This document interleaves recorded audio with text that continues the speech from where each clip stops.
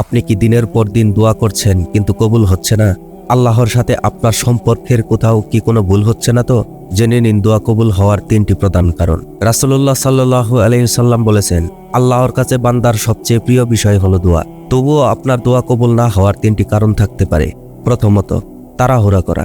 আপনি দোয়া করে নিজেই হতাশ হয়ে বললেন, আর কত চাইব, আল্লাহ তো আমার কথা শোনেন না, এটা করা যাবে না। দ্বিতীয় কারণ, হারাম উপার্জন। আপনার খাদ্য, পোশাক বা উপার্জন যদি হালাল না হয়, তাহলে সেই হাত আল্লাহ কিভাবে কবুল করবেন একবার আপনি চিন্তা করুন। তৃতীয় কারণ, আল্লাহর প্রতি সুধারণার অভাব। দোয়া করার সময় দৃঢ় বিশ্বাস রাখুন যে আল্লাহ অবশ্যই আপনার জন্য উত্তম কিছু রেখেছেন, যদিও তা আপনার চাওয়ার মতো না হয়। মনে রাখবেন, আল্লাহ আপনার দোয়া হয়তো দুনিয়ায় কবুল করেন, অথবা আখিরাতে সঞ্চয় করে রাখেন, অথবা সেই দোয়ার বিনিময়ে আপনাকে কোনো বিপদ থেকে দূরে রাখেন। তাই হতাশ হবেন না, এই ভুলগুলো শুধরে দোয়া করুন। রাতে ঘুম থেকে উঠেই দোয়া করার একটি বিশেষ মুহূর্ত আছে।